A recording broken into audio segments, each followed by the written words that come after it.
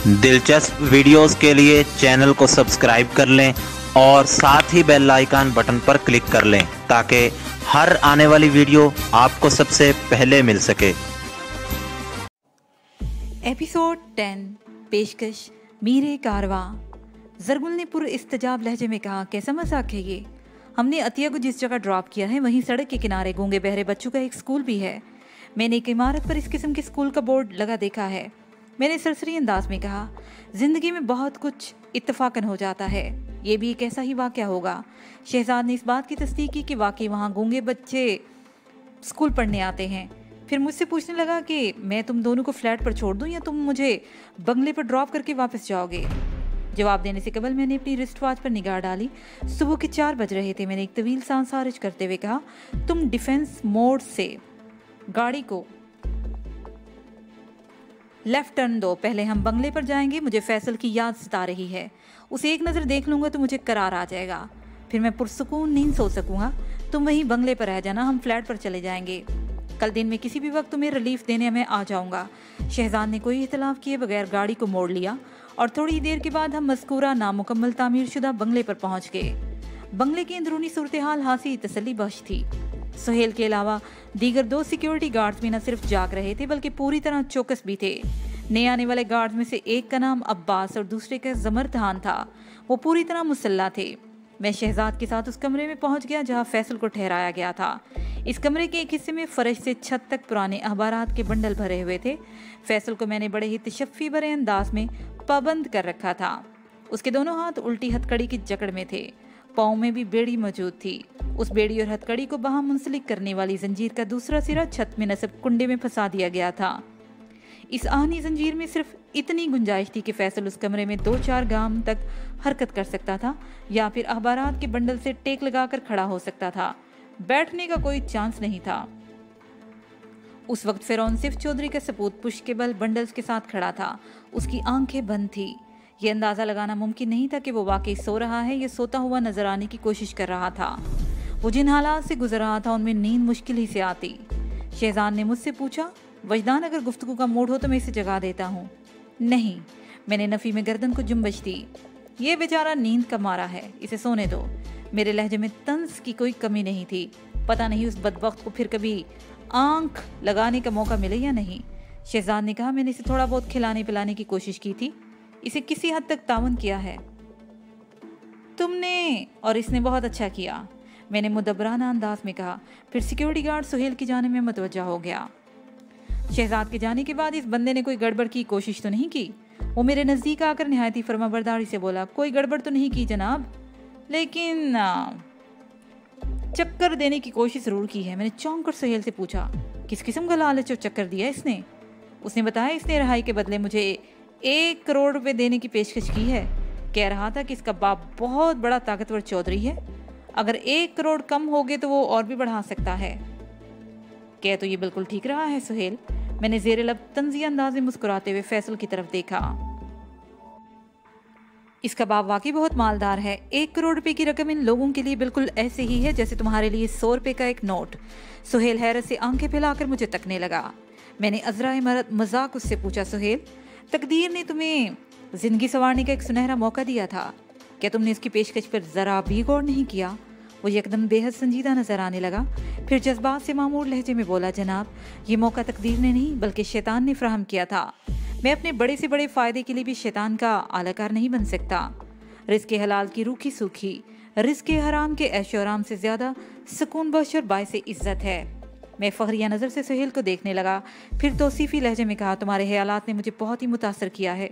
मुझे उम्मीद है कि तुम जिस राह पर चल रहे हो वो तुम्हें तुम्हारी मंजिल तक ले जाएगी। मैंने तुम्हें महज आजमाने के लिए वो बात की थी। अल्लाह का शुक्र है जनाब, वो तेकन से बोला। मैं बहुत ही पुरसकून और खुशगवार ज़िंदगी गुजार रहा हूँ। मिनहाज साहब और दूसरे मालिकान से बहुत मुख्तलिफ हैं। वो मेरा बहुत ही ख्याल रखते हैं।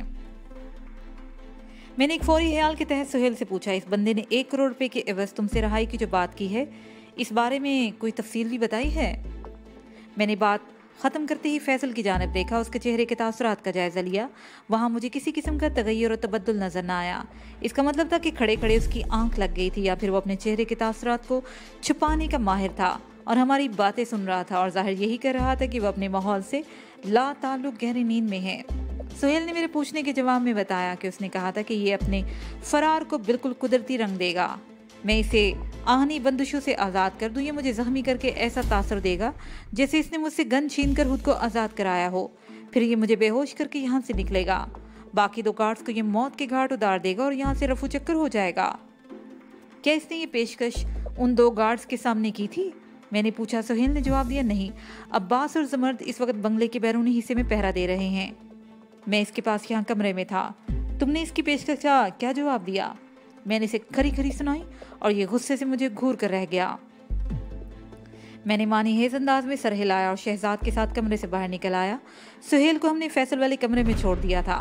हम गाड़ी के करीब आ गए तो मैंने शहजाद से कहा, मेरे जहन में एक अछूता आइडिया आया है। इस आइडिया की बुनियाद इस नुक्ते पर है कि फैसल इस वक्त सो रहा है और उसने हमारी बातें नहीं सुनी। शहजाद उलझनज़दा नज़र से मुझे देखने लगा लेकिन कोई सवाल नहीं किया। मैंने अपने मंसूबे की वजाहत करते हुए कहा कि फ़िलहाल तुम अब्बास और जमर्द को बंगले के बैरूनी हिस्से तक ही महदूद रखो और उन्हें सख्ती से हदायत कर दो कि वो बहुत ही तवज्जो से पहरा दें, ख़ास तौर पर उन्हें फैसल वाले कमरे की तरफ फटकने भी ना देना। शहजाद पूरी तवज्जो और दिलचस्पी से मुझे सुन रहा था।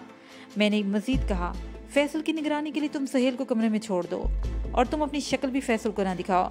वो यही समझे कि तुम वापस नहीं आए, लेकिन कमरे से बाहर रहकर तुम पूरी तरह चुकन्ना और मोहतात रहोगे। शायद मेरी बात कुछ कुछ समझ में आ रही थी। मैंने शहजाद के चेहरे पर दबा दबा जोश अंगड़ाई लेते हुए देखा। मैंने सिलसिला कलाम जारी रखते हुए कहा, फैसल को ये एहसास है कि तुम मेरे बहुत करीब हो, इसलिए वो तुम्हें किसी किस्म की कोई ऑफर नहीं कर सकता। वो मिनहास बाकर से भी नावाकिफ नहीं होगा। यही वजह है कि उसने सुहेल को एक आम गार्ड समझते हुए टारगेट बनाने की कोशिश की है और वो आइंदा भी ये कोशिश कर सकता है। तुम इस कोशिश के लिए उसे मौका फराहम करोगे। मैं तुम्हारी बात की तह तक पहुंचने की कोशिश कर रहा हूँ, शहजाद ने सनसनीखेज लहजे में कहा। मैंने कहा, अब इस आइडिया की तह बिल्कुल वाज़ेह हो चुकी है। तुम सुहेल को समझा दो कि वो फैसल वाले कमरे में रहते हुए खुद को किसी कश्मकश में मुब्तला जाहिर करे। फैसल इसको देखकर इस नतीजे पर पहुंचेगा कि वो इसकी 1 करोड़ रुपए वाली पेशकश में उलझा हुआ है, लिहाजा वो दोबारा ट्राई करेगा। इस मौके पर वो हमारे मंसूबे के ऐन मुताबिक सुहेल थोड़े पसोपेश के बाद उसकी बात मानने को तैयार हो जाएगा, लेकिन रकम की वसूली के लिए वो बेयकीनी जाहिर करेगा। वो फैसल से यकीन दिलाना चाहेगा कि 1 करोड़ रुपए से कब और कैसे मिलेंगे। फैसल इस सवाल का कोई ना कोई जवाब ज़रूर देगा। सुहेल उसे उम्मीद दिलाए कि वो कल दोपहर तक किसी बंगले से निकालने की कोशिश करेगा, लेकिन इससे पहले कि वो उसके बताए हुए रकम की वसूली के ज़राए की तस्दीक ज़रूर करेगा। ऐन मुमकिन है फैसल अपने कराची नेटवर्क के करता धरता का नाम और पता बता दे और इस वक्त अपनी ज़िंदगी की सबसे बड़ी मुसीबत में वो गिरफ्तार है। अपनी आज़ादी और बका के लिए वो नेटवर्क के हेड के सामने और उसको सामने लाने में कोई हर्ज नहीं समझेगा, क्योंकि वो हेड उसके बाप चौधरी नवाज़िश अली का ही एक आलाकार होगा। आइडिया तो बहुत ही अछूता और मुनफरिद है। शहजाद की आंखों में चमक उभर आई। इस वक्त चौधरी के कराची नेटवर्क का रूह रवा भी बड़ी कड़ी आजमाइश से गुजर रहा होगा। फैसल की तलाश के सिलसिले में चौधरी नवाजिश ने उसकी ज़िंदगी खराब कर रखी होगी और फैसल की तलाश और मेरी सरकोबी के लिए भी मैंने थोड़ा सा इजाफा किया। शहजाद ने कहा, ठीक है, तुम पूरी तरह मुतमईन हो जाओ। मैं सुहेल को ऐसा फीड करूंगा कि फैसल उसकी अदाकारी को हकीकी जज्बात की अक्कासी समझेगा। जैसे ही मुझे कोई खास बात मालूम हुई मैं तुम्हें मतला कर दूंगा। उसे बेसाख्ता जुमला अधूरा छोड़कर फिर उलझनज़दा लहजे में पूछने लगा, अगर तुम सो ना रहे हुए तो? इस मर्तबा मैंने उसका जुमला मुकम्मल नहीं होने दिया और कता कलामी करते हुए कहा, मेरे सोने और जागने से कोई फ़र्क नहीं पड़ता। किसी अहम बात और नाजुक मामले के लिए तुम मुझे किसी भी वक्त कॉल कर सकते हो। It's okay. वो अपनी गर्दन को महसूस अंदाज में झटकते हुए बोला। एहततामी रस्मी कलमात के तबादले के बाद मैंने हुंडाई की ड्राइविंग सीट संभाल ली, जरगुल पैसेंजर सीट पर आई और हम तारिक रोड वाले फ्लैट की जानिब रवाना हो गए। तारिक रोड पर आने के बाद मैंने येलो हुंडाई को एक 4 मंजिला शॉपिंग आर्केड के नीचे सड़क के किनारे पार्क किया और जरगुल को बाहर आने का इशारा किया। उसने उलझी हुई नज़र से मुझे देखते हुए उस इशारे की तामील कर दी। मैं गाड़ी को लॉक करने के बाद जरगुल के साथ सड़क पार करने लगा। मैंने जिस शॉपिंग आर्केड के सामने येलो हुंडाई छोड़ी थी वो मेरे फ्लैट से लगभग 500 गज के फासले पर था और मेरे बेडरूम की खिड़की से नज़र भी आता था। मैं बेडरूम के अंदर रहते हुए गाड़ी पर निगाह रख सकता था। वैसे मैंने उसी वक्त फैसला कर लिया था कि कल किसी भी वक्त आमदोशुद के इस वसीले को छोड़कर कोई दूसरी गाड़ी अपने इस्तेमाल में ले आऊँगा। जब तक साहिल और फैसल वाला मामला निपट न जाए बेहद एहतियात की ज़रूरत थी। ज़रगुल जब कोई सवाल किए बगैर खामोशी से मेरे साथ चलती रही तो मैंने वजाहती अंदाज में कहा, फवाद चाहे किसी भी हालत में हो, ये गाड़ी उसकी याददाश्त में महफूज हो चुकी है। मुझे यकीन है उसने हुंडई का नंबर हिफ्ज़ कर लिया होगा, लिहाजा इसको इस्तेमाल में रखना खतरनाक है। इसीलिए मैंने इसे अपनी अकामत गाह से काफ़ी फासले पर खड़ा किया है, ताकि अगर कोई इस गाड़ी को बू सूंघता हुआ इधर आ निकले तो वो मेरा सिरा न लगा सके। एक लम्हे के तवक्कुफ से मैंने इजाफा किया, वैसे मैं कल पहली फुर्सत में इस गाड़ी से निजात हासिल कर लूँगा। मैं समझ गई थी। उसे सिर्फ एक जुमला बोलने पर ही इक्तफा किया। उस एक जुमले में ज़रगुल की समझ अच्छी खासी जाहिर हो रही थी। मैं उस पर एक सरसरी से नज़र डाल के रह गया। जब हम फ्लैट के अंदर दाखिल हुए तो सुबह के 4:45 बज रहे थे। मुझे सख्त नींद आ रही थी और मैंने ज़रगुल से कहा, तुम अपने कमरे में जाकर आसाब को पुरसुकून बनाने वाली मशक करो, मैं तो सो रहा हूँ, तुम्हें जब नींद आए सो जाना। उसे शाकी अंदाज से मुझे देखा और चेहरे पर ऐसे तासुरात थे जैसे मैं उससे बेमुरवती बरत रहा हूँ। मैंने उसके इत्मीनान और तसल्ली की खातिर मजीद कहा, किसी फिक्र और अंदेशे में पड़ने की ज़रूरत नहीं, इस फ्लैट में तुम बिल्कुल महफूज और ममनून हो। हिकमत यार को जहन से झटक कर सोने की कोशिश करना। वो कोई सवाल जवाब किए बगैर सर झुकाकर खामोशी से दूसरे कमरे में चलेगी। मैंने अपने दिमाग को महसूस हदायत दी और आंखें बंद करके खुद को नींद के हवाले कर दिया, लेकिन चंद ही लम्हात के बाद इस हवालगी में रखना पड़ गया। ज़रगुल की पुकार ने मुझे गहरी नींद से फौरन जगा दिया। मैंने आंखें खोलकर देखा, वो मेरे बेडरूम में बेड के नज़दीक खड़ी थी। मैं एक झटके से उठकर बैठ गया और सवालिया नज़र से उसकी तरफ देखते हुए बोला, क्या बात है ज़रगुल? वो उलझन ज़दा अंदाज में बोली, मुझे डर लग रहा है। बेख्तियार मुझे हंसी आ गई। कैसा डर? मैंने उसकी तरफ देखते हुए पूछा, इतनी बुज़दिल या कमज़ोर लड़की तो नहीं हो तुम? मुझे तो हैरत हो रही है, वो नदामत अमेज़ लहजे में बोली। मैंने पूछा, क्या तुमने वो मश्क कर ली?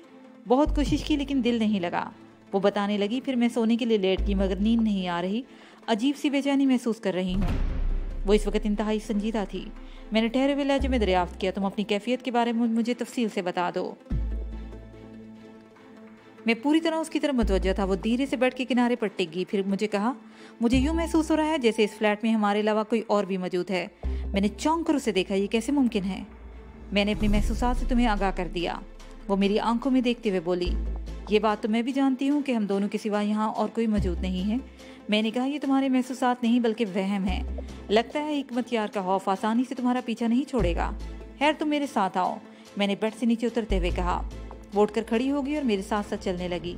हम बेडरूम से निकलकर उस बेडरूम में आ गए। मेरी मुतलाशी नज़र एक शय का जायज़ा ले रही थी। मैंने ज़रगुल से कहा, तुम भी अच्छी तरह देख लो और तुम्हारा सारा वहम और शक रफा हो जाए। हमने ज़रगुल वाले बेडरूम का तफसीली मुआयना किया, फिर ड्राइंग रूम का तनकीदी जायज़ा लिया। उसके बाद किचन और वाशरूम्स का भी जायज़ा लिया गया। सबसे आखिर में मैंने दाखिली दरवाजे के लॉक और कुंडियाँ चेक की। फिर ज़रगुल की तरफ देखते हुए कहा, अब तो तुम्हारी तसल्ली हो गई? उसने इस बात पे सर हिलाया। मैं अपने वहम को समझ रही हूँ, तुम ठीक कहते हो। शायद मैंने चचा हिकमत यार को ज़्यादा ही जहन पर सवार कर लिया है, जो मुझे लाशौरी तौर पर एक अनजाने से खौफ में मुब्तला कर रहा है। हम साथ साथ चलते हुए दोबारा बेडरूम में आ गए। मैंने ज़रगुल से कहा, ऐसा करो तुम मेरे बेडरूम में सो जाओ। अगर हम लोगों ने भरपूर नींद ना ली तो कल का दिन बड़ा ही कसलमंदी में गुजरेगा, जबकि ये दिन मेरी ज़िंदगी में बहुत ही अहमियत का हामिल है। वो परेशान नज़रों से मुझे देखते हुए बोली, और तुम? मैं उसके 2 लफ्ज़ी जुमले की तय तक पहुँच गया और कहा, जाहिर है मुझे भी उसी बेडरूम में सोना होगा, वरना तुम बार बार डरती रहोगी। और मैंने दानिस्ता जुमला अधूरा छोड़कर उसकी आंखों में झांका और ठहरे हुए लहजे में कहा, मैं इधर कारपेट पे सो जाऊंगा, तुम बुरे इत्मीनान के साथ मेरे बिस्तर पर सो सकती हो। उसके चेहरे पर इत्मीनान के तासरात उभर आए। मैंने लाइट को जलता छोड़ दिया और सड़क की जानिब खुलने वाली खिड़की के पास आ गया। शॉपिंग आर्केड के सामने मेरी हुंडई जू की तू खड़ी थी। मैंने वहीं खड़े खड़े 4-5 गहरी और जाज़ब सांसें लीं। फिर ज़रगुल की तरफ देखते हुए कहा, गुड नाइट, मैं तो अब सोऊंगा। फिर मैं कालीन की जाने पड़ गया। मुझे अच्छा नहीं लग रहा। वो धीरे से बोली, क्या अच्छा नहीं लग रहा? मैं बिस्तर पर आराम से सोऊं और मेरा मोहसिन उधर ज़मीन पर पड़ा रहे। फिर क्या किया जाए? मैंने पूछा। वो बोली, तुम बिस्तर पर आ जाओ, मैं नीचे सो जाती हूँ। एक ही बात है, इससे क्या फ़र्क पड़ेगा? बहुत फ़र्क पड़ेगा, वो गहरी संजीदगी से बोली।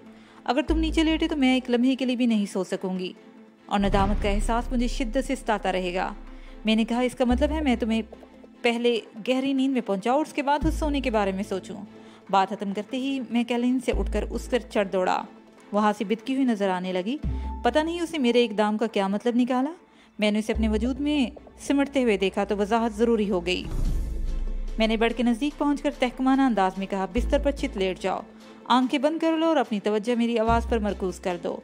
उसकी जान में जान आई। एक गहरी सांस खारिज करते हुए उसने मुहतात लहजे में दरियाफ्त किया, क्या तुम मुझ पर कोई अमल वगैरह करना चाहते हो? हाँ, मैंने इस बात में सर हिलाया। उसे तनवीमी अमल कहते हैं। मैंने महसूस लबो लहजे में तुम्हें तरगीबात दूंगा। पूरे इन्हमाक से मेरे अल्फाज को अपने जहन में उतारो। इस तनवीमी अमल के ज़रिए अगर मेरी तवज्जो और तुम्हारी तवज्जो मेरी आवाज़ पर मरकूज रही तो बहुत जल्द तुम नींद की गुदास बाहों में सिमट जाओगी। क्या तुम इस अमल के लिए ज़हनी और जिस्मानी तौर पर तैयार हो? 1 मिनट, उसने सरसरी अंदाज में कहा।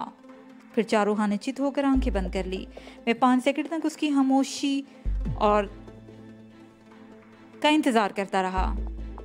उस खामोश तूफानी पैकर हुस्न और जमाल को तकता रहा। पश्तून दुशेज़ा में जवानी कूट कूट कर भरी हुई थी। उसकी रानाई को अनजाने खौफ की आमेजिश ने हासा सहमा दिया था, जिससे उसकी जाज़बियत में एक मासूमियत दर आई थी और इस वक्त ऐसी डरी और सहमी दिखाई देती थी जैसे किसी महफूज पनागाह की तलाश में हो। मैंने तरगीबात का सिलसिला शुरू किया था कि आंखों के पीछे उसने सवाल किया, वजदान तुम इतने गहरे क्यों हो? ये बात तुम पहले भी कई मरतबा कह चुकी हो। पहले मरहले पर उसकी मुदाखलत मुझे पसंद न आई, इसलिए मेरे लहजे में अच्छी खासी सख्ती थी। वो बदस्तूर आंखें बंद किए हुए बोली, पहले की बात और थी, इस बार मैं एक खास वजह से कह रही हूँ। अब वो खास वजह भी खुद ही बता दो। मैंने इंतहाई रुखाई से कहा, मैं महसूस कर रही हूँ कि तुम्हारी गहराई में पुरस्रारियत भी शामिल है। फिर मैं इस सिलसिले में क्या कर सकता हूँ? मैंने कहा, कि तुम मेरी बात से इत्तफाक करते हो। इत्तफाक और इख्तलाफ बाद भी होता रहेगा। मैंने कहा, फिलहाल अगर तुम वाकई सोना चाहती हो तो खामोश रहकर मेरी बातें पूरी तवज्जो से सुनो और अपने जहन में बिठाने की कोशिश करो। जब तक तुम मेरे बात का और मेरे सवाल का जवाब नहीं दोगे, मेरे अंदर एक बेचैनी सी फैली रहेगी। वो आंखें वाह करते हुए बोली, और इस इस्तरारी कैफियत में मैं तुम्हारी तरगीबात पर ध्यान नहीं दे सकूंगी।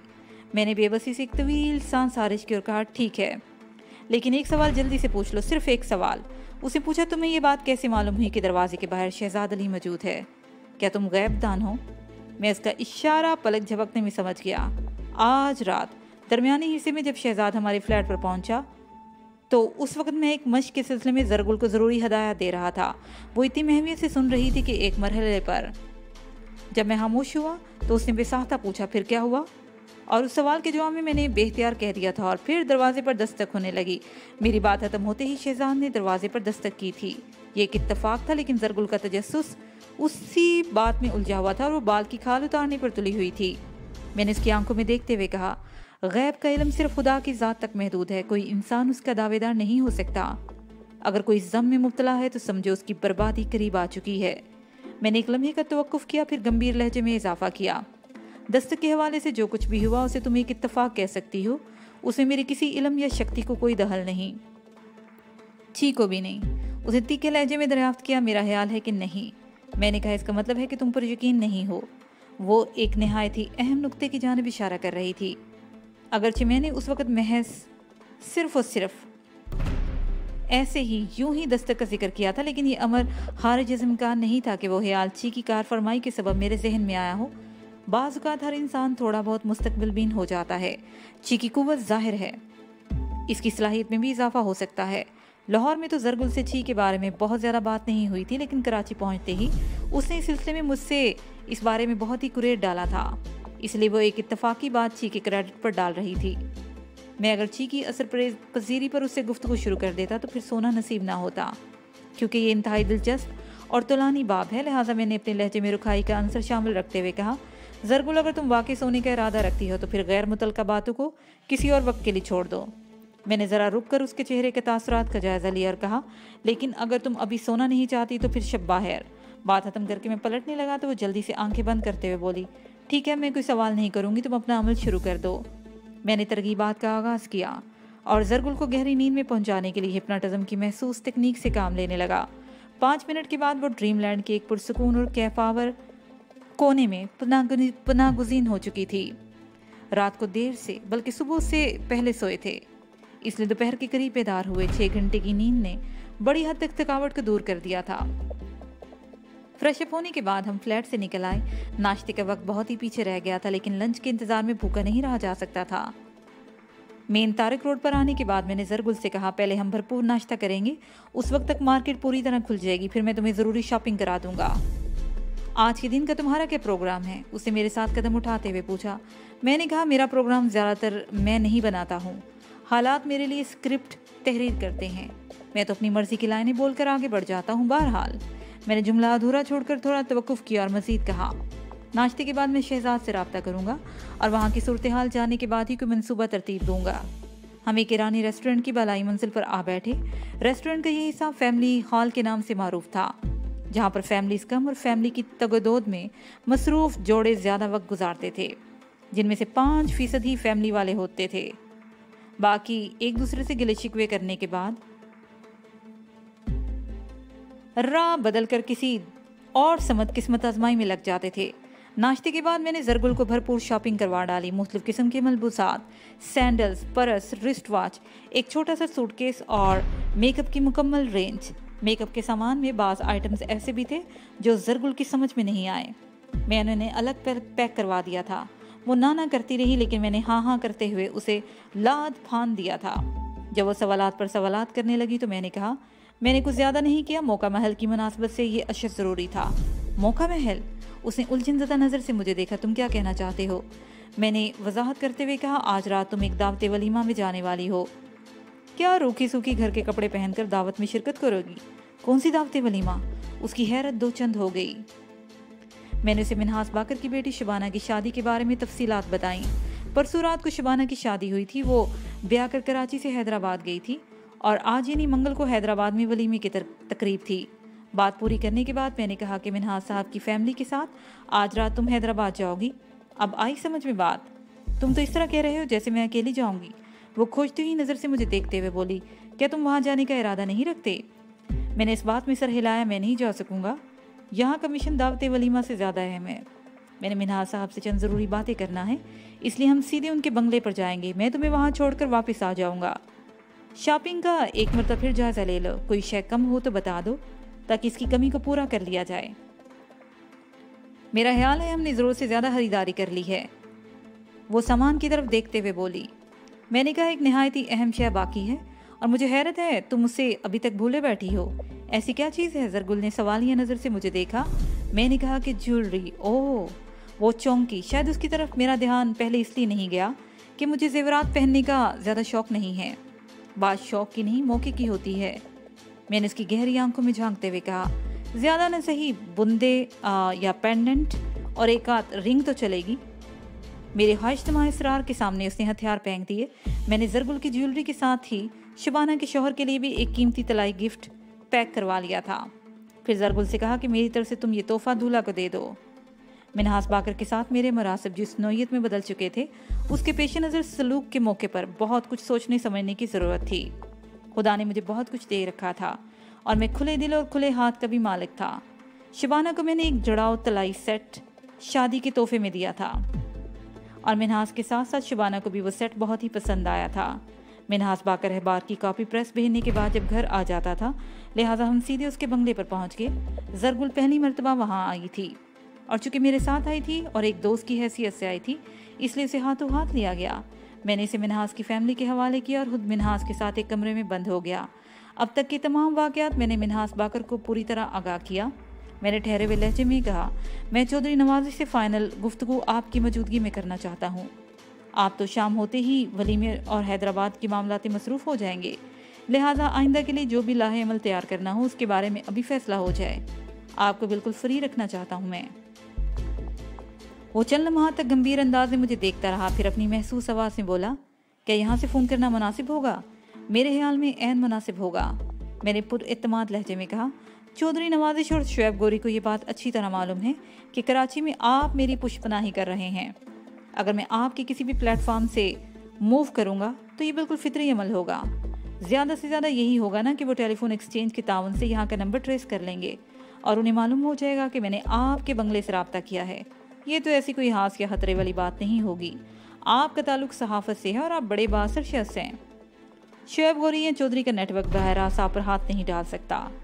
वो मुझे आपके मजबूत ठिकानों से बाहर ही कहीं घेरना चाहेंगे। खैर, मैंने एक लम्हे तौक़ुफ़ देकर कहा, अब तो मैंने खुद को किसी हद तक रूपोश रखने का भी आर्जी बंदोबस्त कर लिया है। फिर मैंने मिन्हास बाकर को मेकअप के सामान और दीगर ज़रूरी अशिया के बारे में बताया जिसके इस्तेमाल से हुलिये में बड़ी हद तक तब्दीली पैदा की जा सकती थी। ये अच्छा आइडिया है, वो सराहने वाले अंदाज में बोला। इस सिलसिले में मैं तुम्हारी मजीद मदद कर सकता हूँ, वो गहरी सोच में बोल रहा था। तुम एक बहुत ही माहिर मेकअप मैन से मेरे दोस्ताना मरासिम हैं। टीवी के अक्सर स्टार्स का मेकअप वही करता है। शुबाना को दुल्हन बनाने के लिए मैंने किसी ब्यूटी पार्लर में नहीं भेजा, बल्कि वो मेकअप मास्टर यहाँ घर पर आ गया था। तुम कहो तो मैं इसे बुलवा लेता हूँ, वो इनकार नहीं करेगा। क्योंकि उसका ताल्लुक शोबिस से है, इसलिए खुलिये में तब्दीली का उसे ज़्यादा तजर्बा है। आपकी बातों से तो लगता है कि वो माहिर मेकअप अब आपके भरोसे का आदमी है, मैंने पुरख्याल अंदाज में कहा। मेरे जहन में एक अछूता आइडिया आ रहा है। वाकई मेरा जहन बहुत तेज़ जा रहा था। मिन्हास ने गहरी संजीदगी से कहा, इस पर मेरे भरोसे का अंदाज़ा तुम इस बात से लगा सकते हो कि मैंने शुबाना की तैयारी उसी के हाथों से करवाई है। मैं इस पर मुकम्मल एतमाद करता हूँ। वो तुम्हारे हुलिये की तब्दीली के सिलसिले में कहीं भी जुबान नहीं खोलेगा। ज़रा रुक कर उसने पूछा, वैसे तुम्हारे जहन में कौन सा अछूता आइडिया आया है? मैंने नहायत ही मुख्तसर अल्फाज में उसे फैसल और सुहेल के बारे में बताया और कहा, मुझे उम्मीद है फैसल सुहेल को दोबारा पेशकश देगा। सुहेल हमारी हिदायत के मुताबिक अमल करेगा और मुझे यकीन है कि अब तक खासी पेशरफ्त हो चुकी होगी। मैं चंद लम्हात के लिए खामोश हुआ और फिर बात जारी रखते हुए कहा, सुहेल का कद काठ और सेहत बड़ी हद तक मेरे करीब है। 19-20 का फ़र्क तो चल जाएगा। मैंने सुहेल की बोलचाल और नशिस्त बरहास को भी जहन में महफूज कर रखा है। मेरा ख्याल है थोड़ी सी प्रैक्टिस के बाद मैं सुहेल की हैसियत से एक्ट करने लगूंगा। अब देखना यह है कि आपका मेकअप मास्टर कितनी बहारत से मेरे चेहरे को सुहेल के चेहरे से मैच करता है। मैं तुम्हारे मंसूबे को बड़ी हद तक समझ रहा हूँ, मिन्हास ने गंभीर आवाज़ में कहा। तुम सुहेल की जगह लेकर एक खूबसूरत खेल खेलना चाहते हो। मुझे उम्मीद है कि मेकअप मैन बड़ी ही आसानी से ये काम कर देगा। बाज़ मशहूर शख्सियात के हाके पेश करके इस सिलसिले में उसने कई अदाकारों के मेकअप किए हैं और नकल के मुताबिक असल बनाकर नाजरीन को वर्ता हैरत में डाल दिया है। बस तो फिर आप फौरन काम के इस बंदे को यहाँ बुला लें। मैंने कहा उसके साथ ही शहजाद से भी मेरी बात करा देता कि सुहेल को यहाँ बुलवाया जाए। अगर मैं सुहेल बनकर फैसल के करीब पहुँच जाता हूँ तो दुश्मनों की नज़र में आए बगैर मैं अपने मिशन में ज़्यादा आज़ादी से हिस्सा ले सकता हूँ। सुहेल यहाँ आएगा, फिर मैं सुहेल की जगह यहाँ से जाऊँगा और बस। मिन्हास बाकर ने इस आइडिया को सराहा और अगले ही लम्हे शहजाद से वो बात कर रहा था। पहले उसने वहाँ की रिपोर्ट ली और बहुत ही चौंका देने वाली बातें मालूम हुई। मैंने अपने मंसूबे के बारे में सरसरी तौर पर उसे बताया और कहा कि तुम पहली फुर्सत में सुहेल को मिन्हास बाकर के बंगले पर भेज दो। कुछ ही देर के बाद सुहेल के रूप में मैं तुम्हारे पास पहुंच जाऊंगा और बाकी मामलात वहीं तय कर लेंगे। राब्ता मुनक़ता होने के बाद मैंने मिन्हास बाकर को उधर की सूरत हाल के बारे में बताया। फैसल ने सुहेल को शीशे में उतारने की लीक चाल चली थी। मिन्हास मानी हेज़ अंदाज में गर्दन हिलाता रहा। फिर उसने मेकअप के माहिर को फ़ोन खड़का दिया और ताकीद की कि जितनी जल्दी मुमकिन हो सके वो वहाँ पहुँच जाए।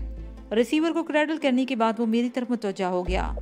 अब तुम जल्दी से चौधरी नवाजी से फाइनल राउंड खेलो ताकि सूरत हाल की वजाहत हो सके। अगले ही लम्हे में रखा वाली में चौधरी नवाजी शली से रब्ता किया। 5 सेकंड बाद वो ऑनलाइन हो गया। मैंने हिला की रस्मियात को बाला ताक रखते हुए बड़े ही खुरदरे लहजे में कहा, मंगल का सूरज अपना आधा फासला तय कर चुका है चौधरी, बाकी फासला भी तय हो ही जाएगा। तुमने क्या फैसला किया है? मंगल में दंगल का इरादा तो नहीं? अंदाज 2 टोकर हालियत मसलहत था, लिहाजा चौधरी ने मुझे घुमाने फिराने की ज्यादा कोशिश नहीं की और जहरीले लहजे में बोला, मैंने फैसल को हासिल करने के लिए शुएब से बात की थी। वो साहिल की वापसी के लिए दुगनी रकम मांग रहा है। हेरा फेरी उसकी घुट्टी में थी तो दे दो। तुम्हारी कौन सी रकम कम हो जाएगी? मैंने तंजिया अंदाज में कहा। वैसे मुझे तुम्हारी बात का यकीन नहीं आया। किस बात का यकीन नहीं आया? उसने दरियाफ्त किया। यही कि बुरे वक्त में तुम्हारा नया नवेला दोस्त ब्लैकमेलिंग की राह तैयार कर रहा है। मैंने काटदार लहजे में कहा।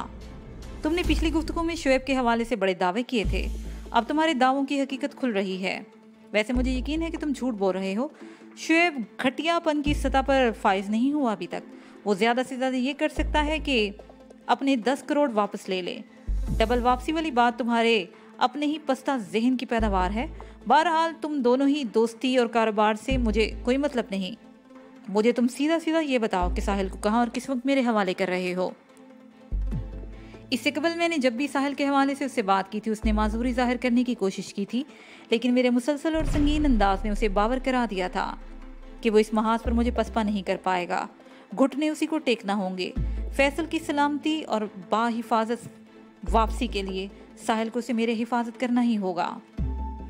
चाहे शुएब एक पैसा लिए बगैर वापस कर दे या 10 करोड़ के बदले चाहे 10 अरब मांग ले, चौधरी को हर हाल में शुएब गौरी से साहिल को वापस लेना ही होगा।